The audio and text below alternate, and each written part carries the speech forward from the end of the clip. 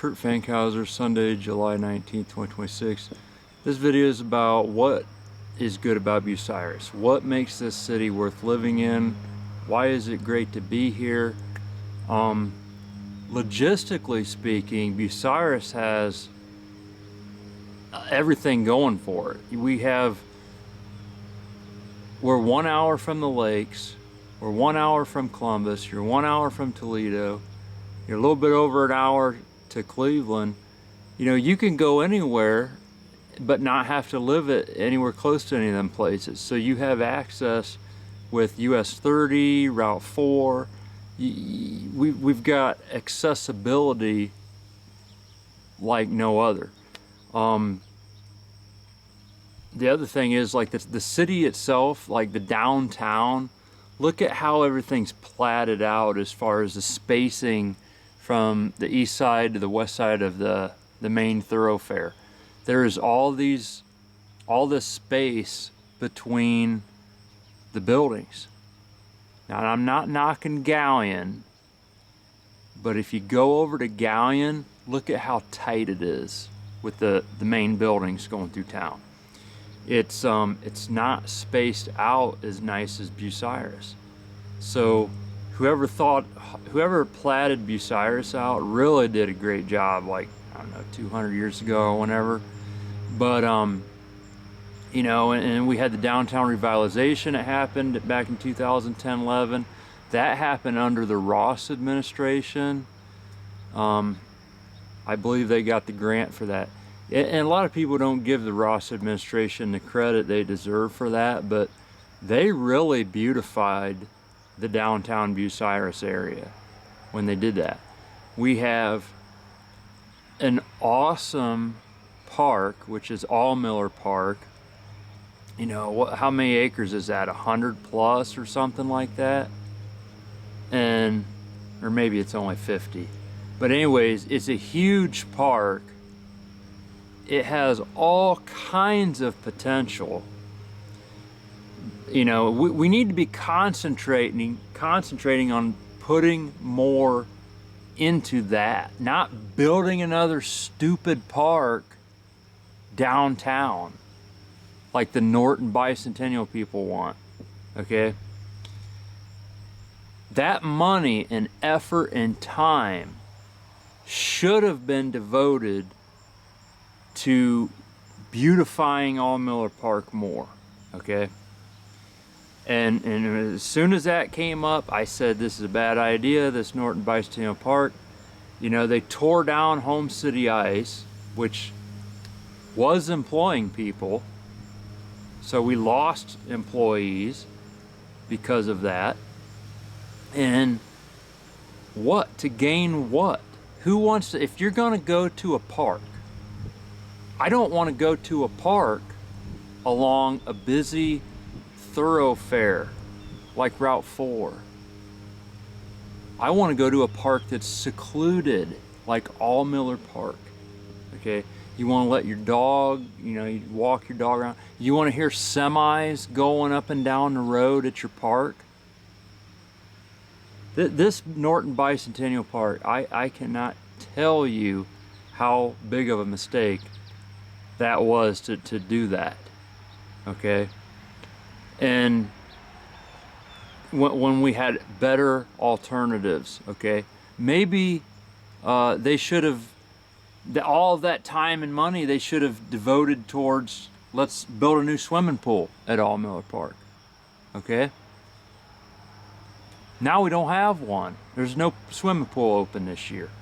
And, you know, so you know, we have room, a lot of room for improvement here in Bucyrus, but Bucyrus foundationally, where it's at, like logistically, it has everything going for it. But we just got to get the people running this town. We got to get people that run this town. We got to get people in office that, you know, have somewhat of an intelligence level to them.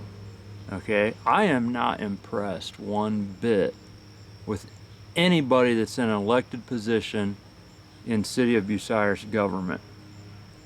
Okay, and that goes all the way from the mayor to the auditor to the law director to city council members. There might be one or two decent city council members. That's it. Okay. We're basically this town's being run by, I wouldn't even call them mediocre people, because of the catastrophic mistakes that they've made with everything. And you know, what's the tax rate here? 2.25%, highest around. I mean, I don't know, maybe Mansfield might be higher, but you know, you go over to Upper Sandusky and it's half of what the tax rate here is, and they got a pool, we don't. And our people, our government wants to make your tax rate higher here. They want to run another income tax levy. How high would they take it? And I'm calling you out, James Mee. James Mee would take it all the way up to the state maximum if he could get the votes to do it. You know, what's the state maximum? Somewhere around the 3% range. What are you doing to cut costs? Nothing. He ain't doing nothing. James Mee, been on council, other than Kevin Myers, been on there longer than anybody else sitting up there right now. What has James Mee done to cut costs in the city of Bucyrus? Huh? I'm waiting. Nothing. He's adding to them. Let's get the garbage trucks. You know, he's one of the big ones pushing that. $1.2 million garbage trucks. Okay? So, you know, that's where we're at with this thing. You know, and everybody's like, well, some people are like, well, if you don't like it, move. If you don't like the way things are going around here, just move. Well, I'm sorry, but I kind of like the location here for the reasons I said logistically. And two, I have a business here, which you can't just pretty much move that. And three, I got like a 3% something interest loan on this house, which, you know, if I moved, I'm gonna have to get into a mortgage with a way higher interest rate right now. So we're all kind of stuck here, living here. So we got to make this thing work. We have to make Bucyrus work. And the first thing we got to do is get the spending under control. I'm all about fiscal responsible spending. Okay? That's like my core issue. Okay? Is don't waste my tax dollars.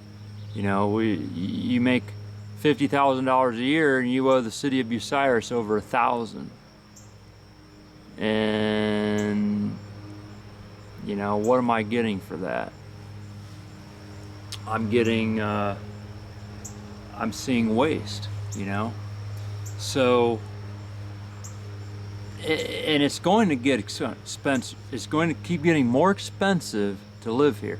The wastewater treatment plant, that's estimated to be well over $50 million cost to construct. That burden is going to be placed on the taxpayers and the utility bill customers, which you take $50 million and divide that by 4,000 utility bills.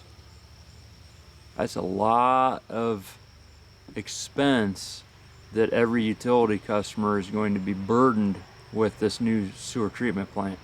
So, you know, we gotta make sure every little thing that Bucyrus does is in the best fiscal responsible